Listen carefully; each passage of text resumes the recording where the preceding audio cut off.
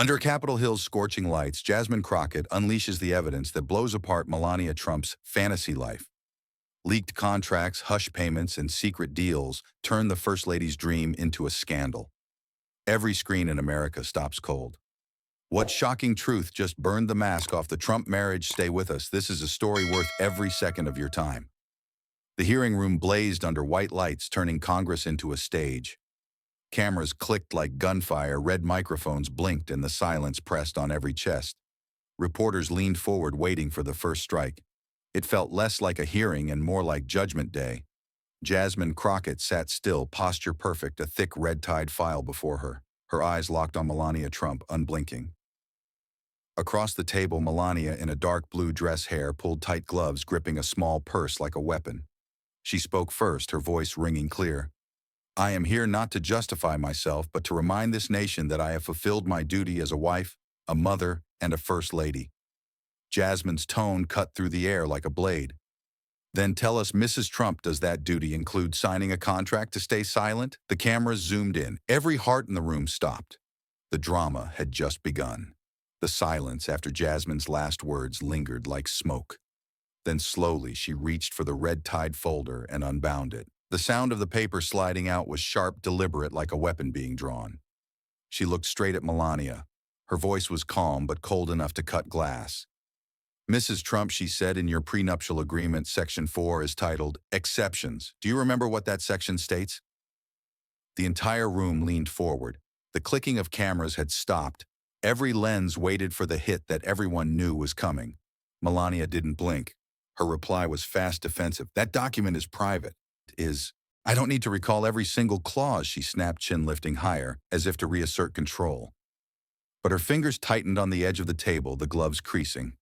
Jasmine didn't react. She simply lowered her eyes to the page and began to read slowly, every syllable deliberate. "All extramarital actions by Mr. Donald Trump shall not be considered a breach provided that the spouse does not make them public."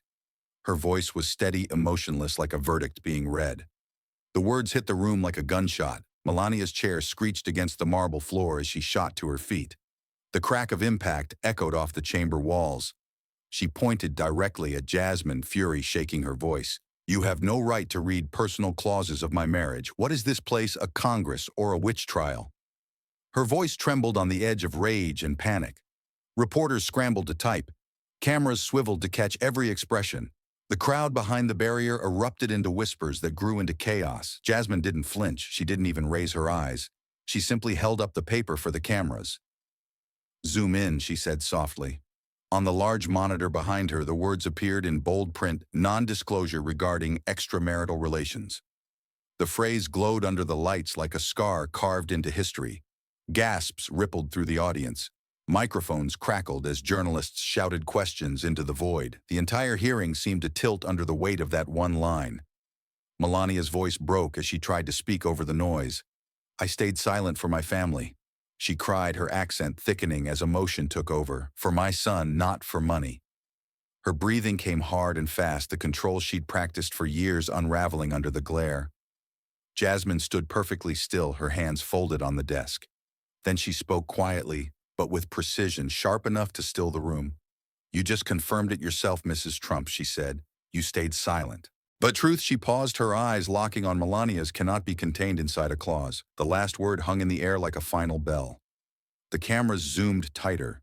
Melania's face flickered on every screen, anger, pain, humiliation colliding in real time. Jasmine closed the file slowly, as if sealing a coffin. The crowd roared again, the hearing dissolving into a storm of voices and flashes. And just like that, the first crack in the perfect image had appeared. One sentence, one clause, and the illusion of a flawless marriage began to crumble. The chaos from the last revelation hadn't even settled when Melania straightened in her chair. Her breathing slowed, her eyes cold again. She brushed a strand of hair back, regaining her practiced calm. When she spoke, her tone was icy, measured, almost royal. "Every powerful couple has an agreement," she said slowly. "That doesn't mean my marriage is fake." The words rolled off her tongue like a shield, elegant but defiant. Reporters leaned closer, the room waiting to see if Jasmine would strike back or let it slide. Jasmine's voice came low, steady, every syllable landing like a hit. "Agreements aren't the problem," she said, her gaze never moving. But this one doesn't protect love, it protects betrayal. The words sliced through the silence. Melania's expression flickered just for a second before her jaw tightened again. Jasmine reached down, pulled another paper from the red-tied folder and held it under the lights. A memorandum from Trump Organization's legal team, she announced. Then she began to read, "If a romantic scandal occurs, the spouse shall receive additional financial compensation." Each word echoed across the marble walls, amplified by microphones impossible to ignore. Melania's eyes widened before narrowing again. She gave a sharp, bitter laugh that didn't reach her eyes. Leaning close to the microphone, she hissed, "This so-called lawyer is a traitor. They created lies to profit off my name.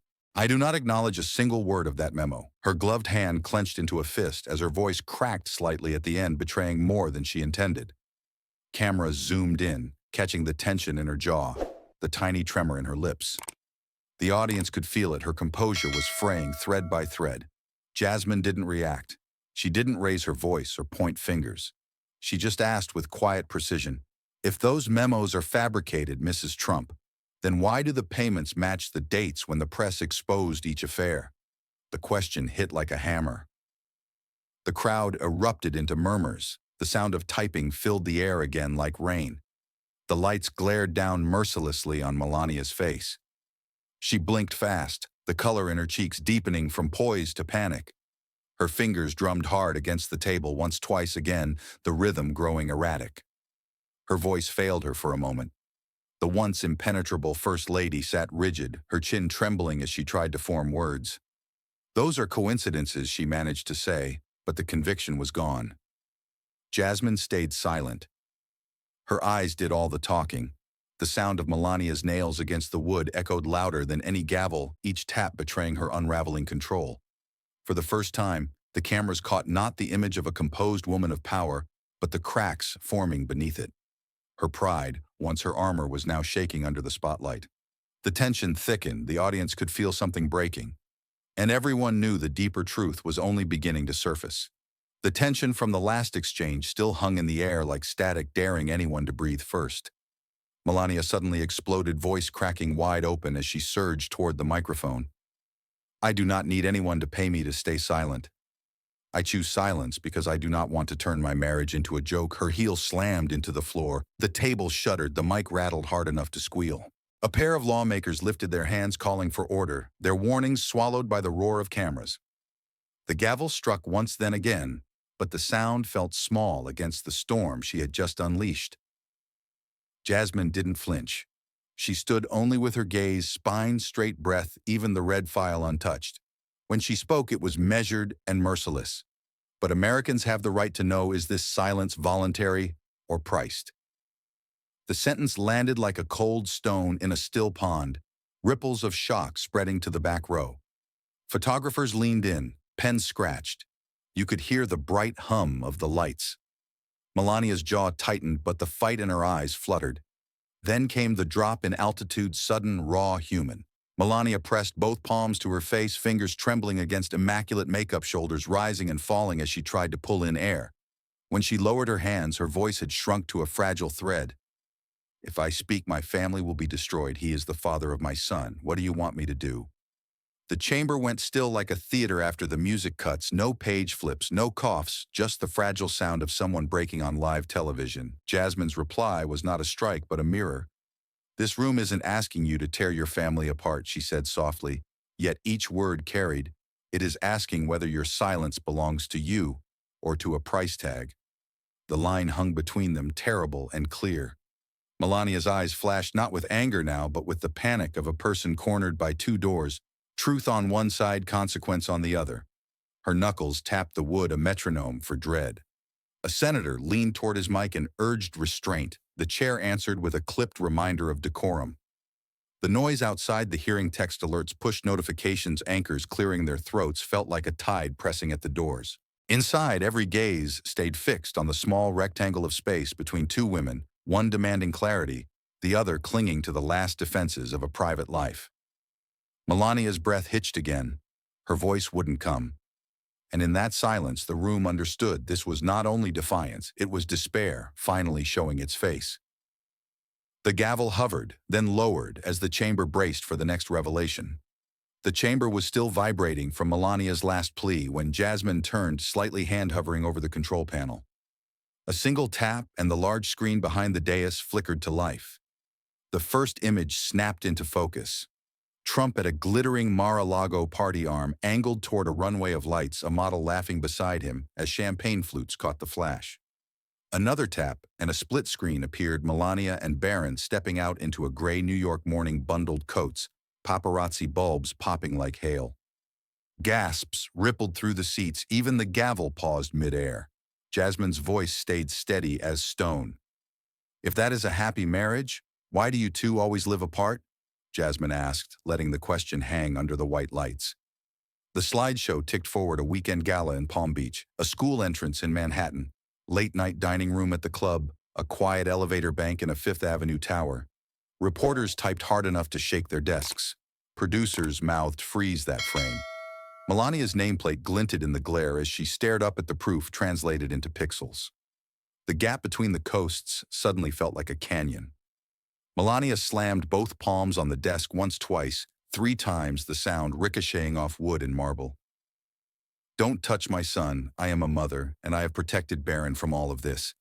I chose to live apart because I wanted my child to have a peaceful environment." Her voice rose and broke, then steeled again. The gloves creased under the pressure of her grip. A senator leaned into his mic to remind the witness of decorum, but the warning dissolved into the electric buzz of the room. The camera lights burned brighter like interrogation lamps.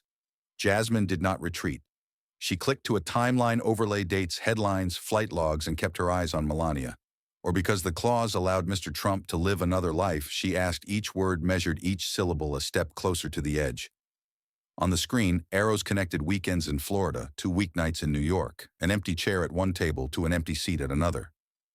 A law clerk exhaled loud enough to turn heads. The stenographer's keys stuttered and then flew. The silence between question and answer felt like a drop down an elevator shaft. Melania leaned toward the microphone, hair still pinned, composure fraying. "I have kept this family standing. If I walked away, this country would have watched a divorce in the middle of the White House." The sentence detonated, clean, final, impossible to stuff back into the file. A rustle swept the dais as members shifted, exchanging glances that said more than any statement. In the gallery, a whisper rose and circled. Did she just admit everything? The screen froze on a still of separate doors closing in separate cities, the distance no longer deniable. Along the horseshoe, staffers bent to their notes while the chair steadied the gavel, and the room braced for what the admission might mean. The chamber still hummed with the echo of separate lives closing separate doors when Jasmine reached for the red-tied file again. She slid out a single sheet, heavy stock, the seal stamped at the top like a burn. "Trump Organization," she said, holding it up as the screen behind her mirrored the page. Her finger traced a line and she read, "Clear and even, Memo 2010. If the spouse publicly discloses extramarital affairs, all privileges shall be terminated, and custody of Barron Trump shall be forfeited." The words landed with a hard metallic ring, like a vault door slamming shut. The microphones trembled with the rush of whispered shock. Melania's composure shattered in an instant, the sound raw and unguarded. Tears broke past her lashes as she lurched toward the mic. "That is a forgery," she cried, voice cracking into a sob. "I will sue to the end. You want to bury me because I am Melania Trump." The name thundered off the marble, a crown slammed onto the table. Camera lights pulsed like heartbeats as mascara began to streak. She pushed back her chair so hard it barked across the floor, then stood knuckles white against the edge. The chair's gavel hammered once, twice, 3 times, the strike ricocheting like warning shots. "Madam, return to your seat," the chair ordered, measured but iron in the spine. Melania took a step toward the aisle, eyes glazed, shoulders pitching with breath. The aisle seemed to open like a dark corridor, and for a moment the room believed she would vanish into it. Jasmine didn't move, didn't chase, didn't fill the air with more paper.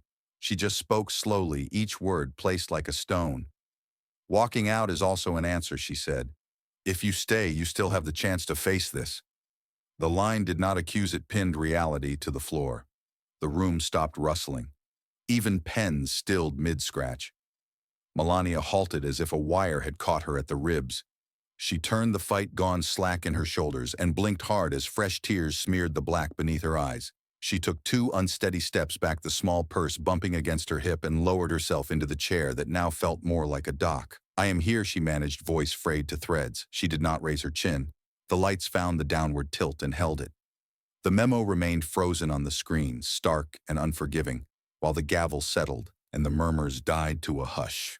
Reporters hovered over keyboards, unsure whether to breathe or write. Jasmine laid the sheet flat, the seal facing up, and let the silence measure the weight of what had been read. Across the table, Melania kept her eyes fixed on the wood-grain mascara pooling at the edges, fingers trembling against the polished surface. And in that held breath, the room understood she had returned, but not as the woman who had stood to leave.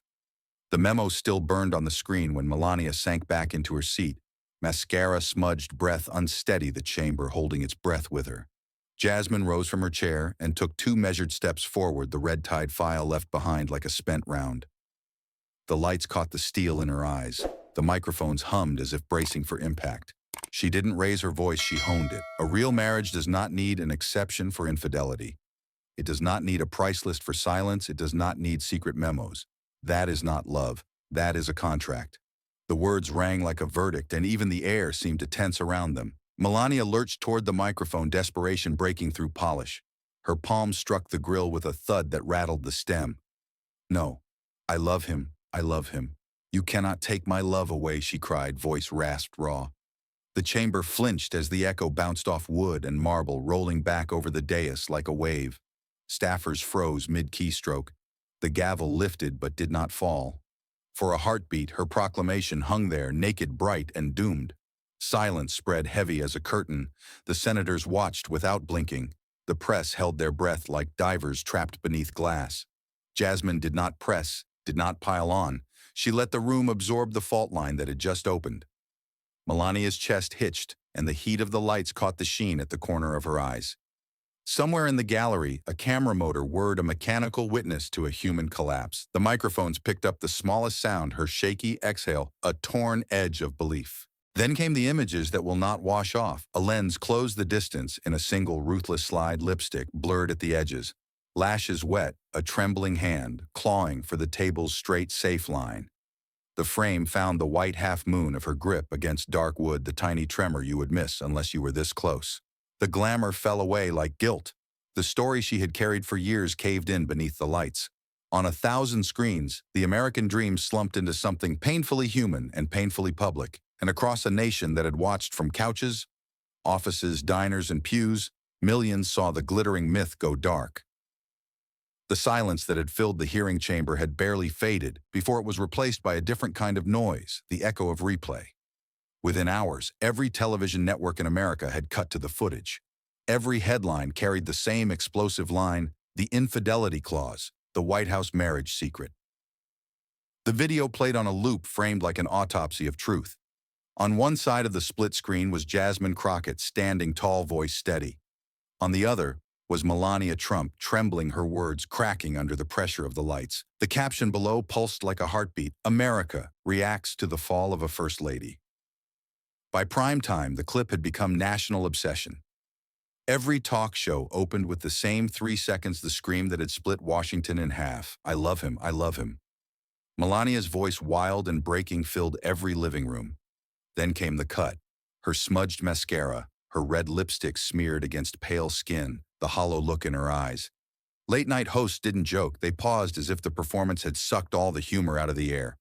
One host whispered to the camera, "That was not politics. That was pain." The audience didn't laugh. They didn't even clap. They just watched in silence. Across the country, millions of Americans were divided by what they had seen. In living rooms, kitchens, and small-town diners, the arguments began. "She's a mother," one woman said during a CNN call-in. "She stayed for her child. That's not corruption, that's love." A man interrupted on another line. "Love. She signed it. She stayed for the money and the fame." On social media, opinion columns turned into battlegrounds. Some saw Melania as the latest casualty in a system built on male power and female silence. Others called her an accomplice in the lie that had fooled a nation. The air was filled with the kind of judgment usually reserved for trials, not marriages. In the newsroom of the Washington Post, editors circled the same image for the front page the moment Melania's hand slammed against the microphone, her face streaked with tears. Under it, the headline was merciless, "A Marriage Built on Silence." On cable news, analysts debated whether this was a private tragedy or a national revelation. "We're not just talking about a marriage," one commentator said. "We're talking about the mythology of American power, the first family, as moral theater." Tonight, the curtain dropped. The political fallout was immediate. Within hours, Democratic lawmakers framed the video as the final proof of Donald Trump's duplicity.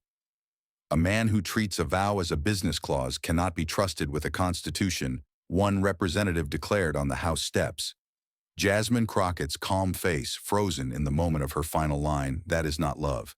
That is a contract," was played beside clips of Trump boasting about loyalty and family values. The contrast was devastating. Commentators called it the visual undoing of an empire. Inside Republican headquarters, panic rippled through the ranks.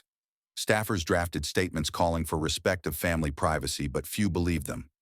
Off the record, several senators admitted that the image of Melania breaking down had undone years of careful image building. "We built the dream on her poise," one aide whispered, "and now it's her collapse that people remember." Conservative radio shows urged restraint, but even loyal callers sounded unsure. "I still support him," one woman said softly, "but maybe she never had a choice." The next morning, the halls of Congress were buzzing. The Oversight Committee announced an expanded inquiry into what they now called the Silence Fund. Reporters crowded the steps, cameras flashing as Jasmine arrived calm as ever. "This was never about gossip," she told them. "It's about power and the price it demanded." Former Trump attorney Michael Cohen was subpoenaed again. Leaked memos hinted that hush payments extended beyond the marriage, touching political donors and media outlets were following the money, Jasmine said as she entered the chamber. And the truth always leaves a paper trail. Across the nation, in cafes, church halls, and Sunday gatherings, the story refused to fade. The over 50 crowd, the same generation that had once watched Camelot's rise, now watched its last illusion crumble. In churches, whispers spread between hymns. "If even love can be bought and signed away," one pastor said, "then what's left of our faith in anything?" In diners, old veterans and retired teachers shook their heads over coffee. "She's not the first woman to stay quiet," one man muttered, "but she's the first whose silence broke a country's heart." The waitress nearby nodded, wiping a counter. Maybe the silence was the loudest lie of all. Television screens above them played the clip again. The same scream, the same collapse, the same truth broadcast without mercy. Analysts spoke of legacy, historians spoke of symbolism, but ordinary people just stared. What they saw wasn't just a first lady in tears, it was a nation staring at itself. The promise of the American dream, love, loyalty, morality, looked smaller now, framed by studio lights and the harsh buzz of microphones. The tragedy wasn't just Melania's, it was everyone's. By nightfall, the coverage had become ritual. News anchors spoke softly as if narrating a funeral. In a single day, one anchor said the world saw that power without truth is performance, and performance always ends. On the screen behind her, the freeze frame stayed still. Melania Trump's trembling hand gripping the edge of the table, Jasmine Crockett's face reflected in the glass. Two women, one demanding truth, one drowning in it. The moment played again and again until it became something larger than scandal, larger than politics. America had not just witnessed a breakdown, it had witnessed a reckoning. And as the lights in the studios dimmed and the last commentators fell silent, the final image remained a woman who once symbolized perfection, sitting beneath fluorescent lights, makeup, ruined voice gone, whispering a truth too late to save her, that even love in the house built on power can be turned into a contract. The broadcast did not end the story, it only changed the frame. By the time the last replay faded to black, the country had already picked its symbols. One was the woman who stood her ground with a red-tied file and an unshaking voice. The other was the woman whose cry for love cracked on the marble and would not stop echoing. From that collision, a new narrative rose and spread. Jasmine Crockett, the woman who dared to pull the mask off America's staged marriage. They called her the one who flipped the script, and the phrase stuck because it felt true.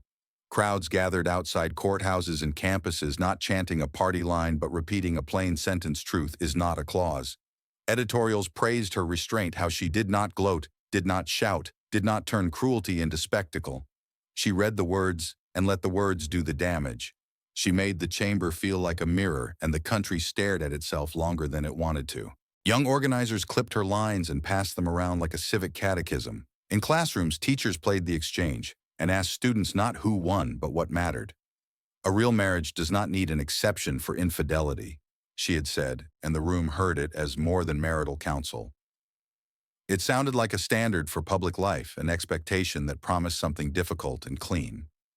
They began to say her name with a kind of quiet energy, not as a celebrity, but as a measure. She did not chase that energy, she shaped it. In interviews, she kept the focus on records, contracts, signatures, the paper trail that outlives performance. She did not mock the broken. She refused to turn pain into a punchline. When asked how it felt to be a hero, she answered like a clerk checking a ledger. It feels like reading the next file. That refusal to bask became part of her power. And while she rose, another image fell from its pedestal and shattered in the aisle. Melania Trump, once the most polished figure in a room, now walked inside every television with mascara shadows and a voice rubbed raw by shouting. She had been the American dream, rendered in couture immigration to palace silence, to spotlight stoic smile, to gilded aura. Now people saw the cost of that aura counted aloud by a clause and a memo and a timeline. They watched her grip the table and realized it was not a throne. The reframing was not cruel, it was relentless. Magazines replaced soft-focus portraits with stills of a hand trembling near a microphone. The features did not speculate about an inner life. They interrogated an outer bargain. A dream that depends on secrecy is not a dream. One writer said it is a contract with a penalty. Bookers invited sympathetic voices to defend her, and some did good, careful people who spoke of motherhood and protection. But the frame would not move. Love should not be priced. In that gap between image and cost, an old metaphor found new life. Commentators said the marriage was a mirror of the nation's shining facade, hollow frame. They spoke of banquet halls and private corridors, of vows recited into cameras, and deals whispered into phones. They noted how the lighting made everything look cleaner than it was, how a clause can act like polish on rotten wood. The metaphor was not subtle, but nothing about the week asked for subtlety. It felt like a lesson staged by the country for itself. Power performs love, performs values, perform until someone produces the paperwork and turns on the overhead light. In that glare, performances look cheap.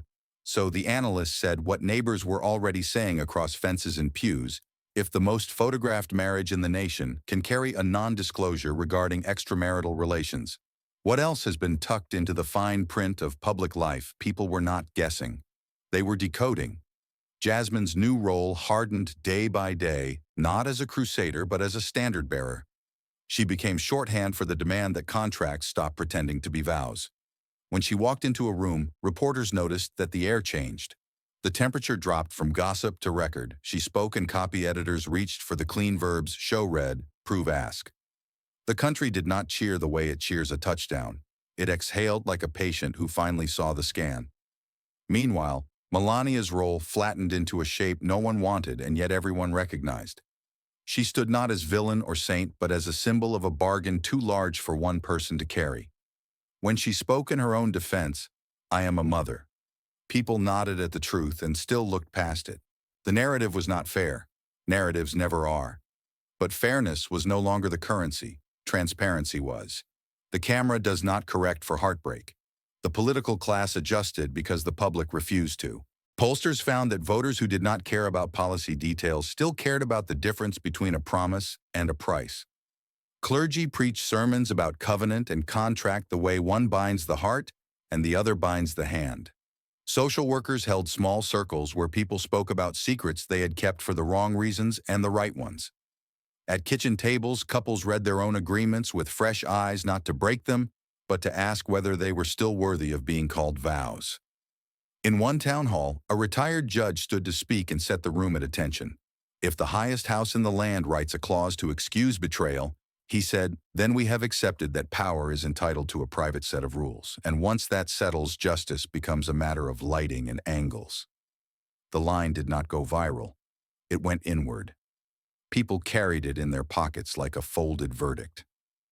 Thank you for watching until this moment and for standing with us on this journey for justice. Your support means everything. Like, subscribe, and turn on notifications so you never miss what's next. And we'd love to hear your thoughts. Leave a comment below and let us know what moved you most in this story. Together, our voices make a difference.